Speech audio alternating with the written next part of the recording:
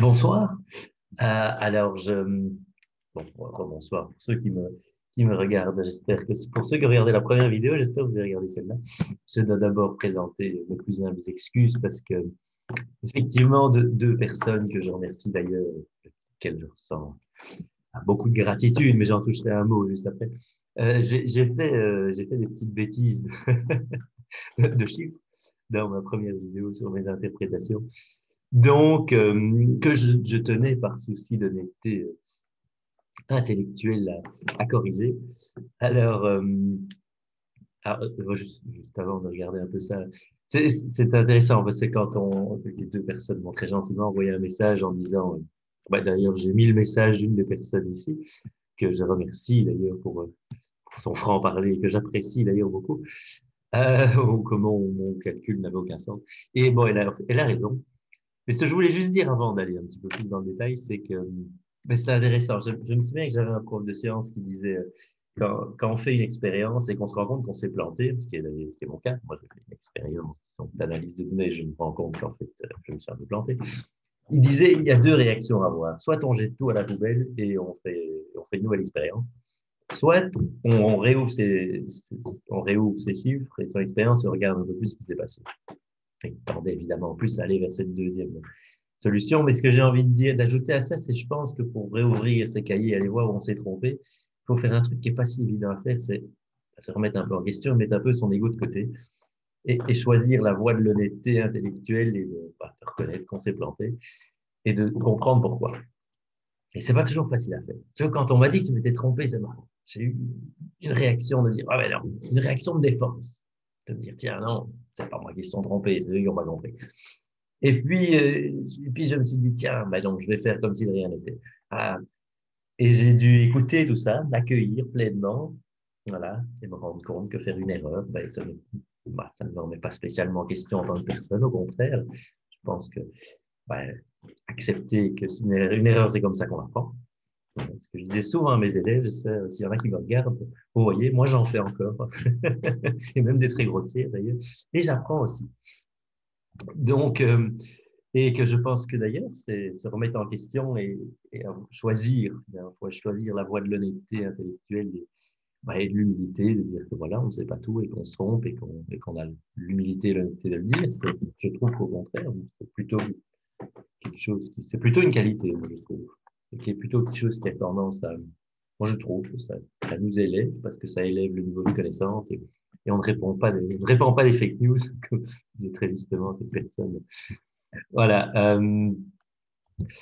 Donc, pour revenir un peu là-dessus, son message, voilà ce qu'elle m'a dit, donc calcul de probabilité n'a aucun sens. Effectivement, elle avait raison. J'ai multiplié un taux de mortalité par un pourcentage de cas et ça, c'est effectivement pas une probabilité. Voilà, le calcul, en fait, j'ai fait le nombre de morts, c'est pas le nombre d'infections, fois le nombre de cas sur le nombre d'infections. Donc, effectivement, ça n'a pas beaucoup de sens.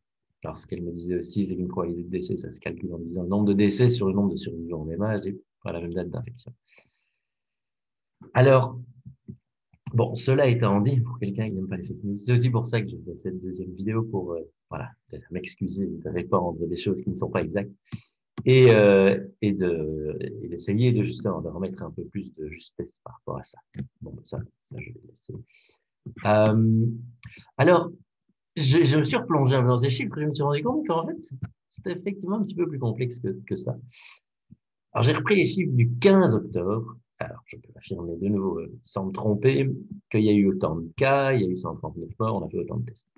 Alors, on peut calculer, et là, quelqu'un d'autre m'a dit on peut calculer un taux de mortalité générale, on prend le nombre de morts qu'on divise par le nombre de cas. Et quelqu'un m'a fait remarquer qu'effectivement, ça n'a pas beaucoup de sens. Enfin, ça a du sens pour une semaine, pour cette semaine-là, mais comme c'est très différent par classe d'âge, forcément, ça n'a pas beaucoup de sens de calculer un taux de mortalité général alors que ça varie autant par classe d'âge. Par exemple, quand on voit ici c'est la proportion, de nouveau, toujours cette semaine 41, des personnes décédées du Covid, la semaine 41, pour la catégorie 85+, il y en a eu 65. Donc là, si on calcule quelle est la proportion, là, c'est juste de la statistique descriptive juste de voir quelle est la proportion des gens, parmi toutes ces personnes décédées, quelle est la proportion de ceux qui ont 85 ans ou plus.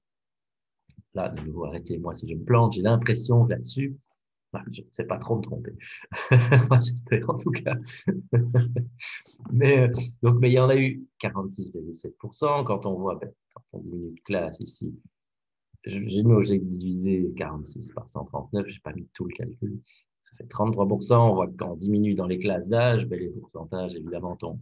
Après, comme les chiffres en valeur absolue ne sont pas très grands, c'est pas très parlant de parler en termes de pourcentage. C'est d'ailleurs une erreur, enfin, je trouve une erreur d'interprétation qui a été faite souvent dans la presse, c'est de parler en termes de pourcentage sur des valeurs absolues qui sont en fait très petites, qui induisent très fort en erreur, parce qu'on pourrait dire, ah, mais il y a 46% des gens qui meurent du Covid en général. Ben non, parce que là, c'est la semaine 41 où il y en a eu 65 sur 139. Alors, ce que j'avais envie de vous montrer, en fait, et de partager un peu avec vous, en fait, j'ai essayé justement de reprendre de calculer ça par classe, et je me suis rendu compte, en fait, que c'est assez compliqué. Alors, pourquoi? Parce que, je vais vous montrer, ça c'est le nombre de tests. Alors, donc là, je suis sur le fameux site des données du site info coronavirus. C'est de là que viennent tous les chiffres que j'ai pris. Alors ça, c'est le nombre, c'est la page du nombre de cas depuis le début de l'épidémie. Alors, nous sommes, voilà, ici, à la semaine 42. On était dans le haut du confinement, on était à peu près ici. Voilà. Euh, le confinement a commencé le 18 mars, vous voyez donc ici. Voilà, ici. Là, on était un peu au maximum et la mortalité, on va regarder après, a commencé à décroître à peu près ici. Bon, on peut regarder. Attendez, voilà, ça c'est les chiffres. Mais je voulais les montrer après. Non, je vais rester là-dessus. Faire une chose à la fois. Donc, on voit que ce nombre de cas a grimpé un peu pendant le confinement, puis a diminué, puis on a arrêté le confinement. Puis là, il y a eu une zone très plate, et là, ça augmente très fort. Alors, comme je disais, j'ai essayé de calculer les taux par classe, mais le gros problème, c'est que c'est ça. C'est très compliqué parce que, voilà, allez savoir pourquoi.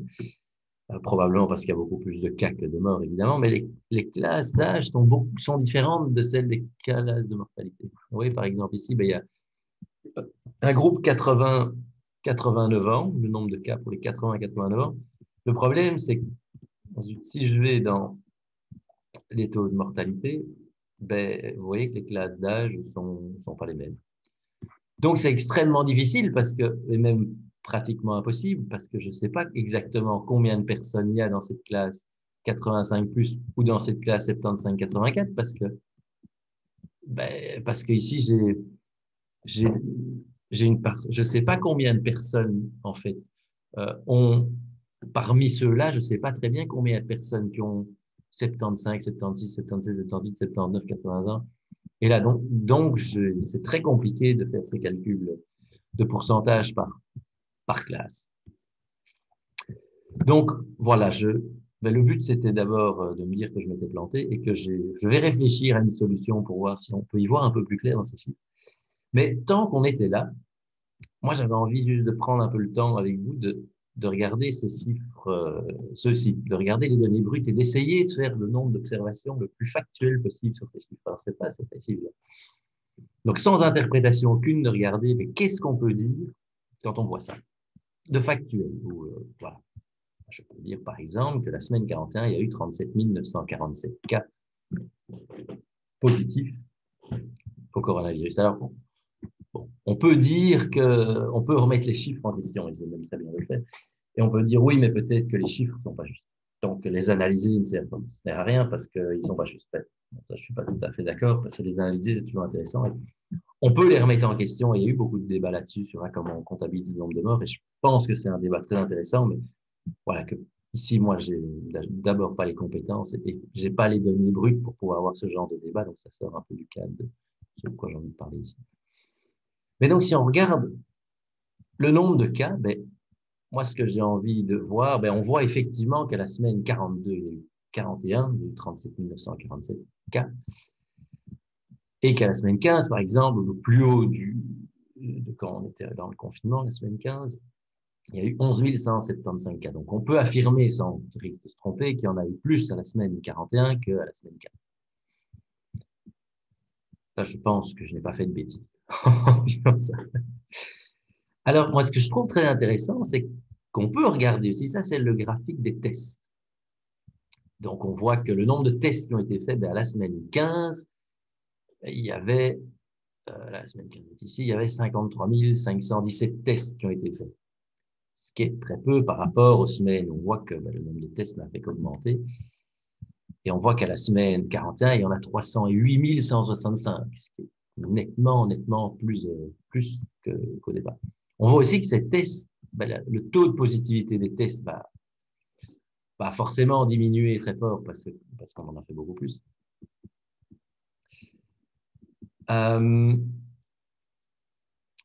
Alors, il y a aussi, qu'est-ce que je voulais dire? Oui, pour moi, je trouve c'est quelque chose dont on n'entend pas assez parler, je trouve, à mon sens. On peut dire, il y a de plus en plus de cas. C'est vrai que si on regarde juste ça, on se dit, ah oui, bien sûr, c'est vrai. Il y a de plus en plus de cas, regardez. Oui. Et en même temps, il y a beaucoup plus de tests. Donc, ici, il n'y en avait vraiment pas beaucoup. Il y avait, par exemple, la semaine 15, il y a eu 53 517 tests qui ont été faits. Et il y a eu 11 175 cas. Donc, ça fait presque 25% de taux de tests positifs. D'ailleurs, allons voir. Qu'est-ce que ça disait la semaine 15? La semaine 15, c'est 21,94%.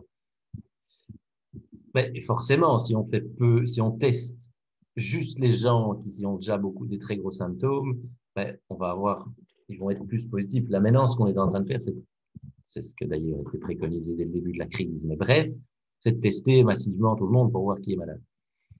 Donc maintenant, comme on teste beaucoup de gens, on se rend compte qu'il y a beaucoup de cas, effectivement. Et on pourrait se dire, mais c'est très inquiétant, il y a plein de cas, c'est catastrophique. Mais ce que je trouve, à mon sens, qui est très intéressant à regarder aussi, c'est ça. Ça, c'est la courbe de mortalité depuis le début. Donc là, le confinement a commencé environ, ici quelque part, semaine 13, donc c'était le 18 mars, donc c'était semaine 13. Ça, c'est la courbe de mortalité depuis le début. Donc, qui est quand même, depuis quand même quelques mois, très plate. Et moi, j'avoue, quand je vois ça, et ça, je me dis, il y a beaucoup plus de cas qu'avant, ou du moins, on les détecte plus, mais il y a beaucoup moins de morts qu'avant. On voit, là, on ne se trouve pas beaucoup en affirmant que la semaine 15, il y a eu 1978 morts. Il y en a beaucoup moins que la semaine 41, où il y en a eu 139. Alors, c'est tragique, évidemment. Je ne dis pas que c'est tragique qu'il y ait des morts. Mais non seulement ça, mais quand on regarde ceci aussi, on peut aussi affirmer sans trop se tromper que les personnes qui ont plus de 85 ans sont beaucoup plus à risque que les personnes qui ont entre 25 et 44 ans. Et moi, je trouve que c'est quelque chose dont on doit, qu'on ne parle pas assez de ça, parce qu'on se focalise que sur le nombre de cas. Mais de nouveau, si on prenait le nombre de cas pour dire autre chose, si on prend le nombre de personnes, si on prenait le nombre de cas de fumeurs et qu'on calculait les taux de mortalité par jour, je pense que, ou par mois sur un an, et puis qu'on verrait les probabilités, ou en tout cas le nombre de gens qui fument et le nombre de gens qui en meurent, je pense que si on faisait une analyse aussi précise que ça, d'ailleurs j'aimerais bien trouver ces chiffres. Je pense qu'il y a beaucoup de gens qui arrêteraient de fumer. Et donc, personnellement, moi j'ai plutôt tendance à dire, certes, il y a beaucoup de cas, et c'est vrai, moi, je ne suis pas du tout en train de dire qu'il faut rien faire, bien au contraire, mais on a l'impression qu'on est en train de gérer de mieux en mieux. C'est ce Covid, il y a pratiquement plus personne qui meurt, alors qu'il y a beaucoup plus de cas. Comme je disais, ben ici, si on calcule ménage, on arrive à un taux de mortalité qui est quand même extrêmement faible. De nouveau, je ne dis pas qu'il faut rien faire, mais moi, je trouve que cette courbe-là est quand même très, ben, elle montre beaucoup de choses, apparemment, là, on meurt pratiquement plus du Covid. À moins d'être une personne, de nouveau, hein, je disais, ben, quand on prend cette semaine 41, ben, quand on voit dans la semaine 41, ben, la proportion, on est presque à 95% des gens qui sont morts cette semaine ont plus de 65 ans. Ouais, 94,3. On a l'impression que le fait d'être à risque est nettement plus vite déterminé par l'âge que par enfin, en tout cas, l'âge détermine beaucoup du facteur de mortalité de ce Covid que le reste. Donc moi, j'ai un peu le message sous-jacent, et bon, je vais m'en prendre plein la figure si je dis ça, mais bon, tant pis. Est-ce que la réaction de panique gigantesque qu'on voit est vraiment justifiée par ce qu'on observe? Et alors, attendez, je vais essayer de l'avoir, c'est pas facile. On, J'essaye de vous montrer aussi l'hospitalisation qui est marquée, d'ailleurs. Je pense que ça. Oui, non, ça ne marche pas. Ah, voilà. Ah, voilà. Ah, non, ça a disparu. Non, j'essaye d'avoir l'hospitalisation. Voilà. C'est ça que j'essaie d'avoir. On dit que la grande crainte, ben, c'est de surcharger les hôpitaux. Bon, ben, regardons un peu, est-ce que ça a l'air d'être le cas? Euh, Quand on voit ça, on a l'impression quand même que c'est pas qu'on en est très très loin. Il me semble, mais là, j'avoue, j'avance des chiffres que je n'ai pas vérifiés, que c'est la capacité en soins intensifs. Donc ici, euh, on ne devait pas dépasser, il me semble, 10 000, mais il me semble, là, je voudrais vérifier. Cela dit, on peut affirmer, sans trop se tromper quand même, qu'il y a beaucoup moins de personnes aux soins intensifs maintenant qu'il y en avait au plus haut de la crise, alors qu'il y a beaucoup, beaucoup, beaucoup plus de cas. Donc, voilà, moi, ce que j'avais un peu envie de dire, outre le fait que voilà, c'est plus compliqué d'analyser les chiffres et de faire des probabilités que ce que je pense. Et c'est très bien de se remettre en question. D'ailleurs, merci. Souligne ces personnes qui ont eu l'esprit critique de dire qu'il ne faut pas croire tout ce qu'on raconte sur Internet. Mais est-ce qu'on a raison de paniquer autant et de prendre des mesures aussi strictes? Voilà, moi, c'est surtout ça aussi qui me pose question. Est-ce que, au vu de tout ça, au vu de ces courbes de cas, au vu de ces courbes de mortalité qu'évidemment je ne vais pas réussir à avoir parce que j'ai envie de les avoir maintenant et ça c'est frustrant. Bon, bref. Est-ce que au vu de que les morts soient si répertoriés par catégorie d'âge et qu'on voit que des personnes de moins de 24 ans qui sont décédées de ce Covid, il y en a virtuellement pas. Ben, est-ce que, voilà, j'ai réussi à l'avoir, est-ce que ça vaut la peine, par exemple, vu à ça, est-ce que ça fait vraiment sens d'obliger des enfants de moins de 12 ans à mettre des masques ou de demander de mettre des masques à l'école? Voilà. Est-ce qu'il n'y a pas d'autres facteurs aussi qui expliquent cette mortalité? Est-ce que le Covid est la seule variable qui explique ces décès-là? Est-ce qu'il n'y en a pas d'autres? Est-ce qu'il n'y a pas des incidences croisées de plusieurs pathologies? Voilà, moi je pose des questions et loin de moi l'idée d'instaurer le doute. Hein, je ne fais pas partie de ces gens qui utilisent cette technique de marchand de doute pour nous faire croire qu'en fait rien n'est démontré. Non, loin de là, au contraire. Bien au contraire, si j'étais une personne comme ça, je n'admettrais pas que je me suis trompé et que ce que j'ai dit dans la vidéo précédente n'est pas beaucoup de sens. Mais moi, j'invite à se poser ces questions-là. Moi, j'ai vraiment à cœur qu'il y ait un vrai débat citoyen, en fait, sur ces questions-là, et qu'ensemble, on prenne ces chiffres et qu'on se dise, mais tiens, on les regarde, et qu'est-ce qu'on fait, qu'est-ce qu'on prend comme décision, justement, sur base là-dessus. Et c'est vraiment ça, pour ça que moi, je le fais d'ailleurs. Et j'aimerais bien, au contraire, qu'il y ait un vrai débat citoyen là-dessus et qu'on puisse ensemble décider ce qu'on en fait. Voilà. C'était ce que je voulais dire. Je vais essayer d'analyser un peu mieux aussi ces chiffres, même si c'est très compliqué avec les catégories. Ils ne sont pas les mêmes. Je ne sais pas du tout pourquoi c'est comme ça d'ailleurs. Mais voilà, je vous remercie de votre écoute. Et si je raconte encore des bêtises, surtout, dites-le moi avec d'ailleurs toute la bienveillance que ces personnes l'ont fait. Merci à elles et merci à vous. Je vous souhaite une excellente soirée d'ailleurs.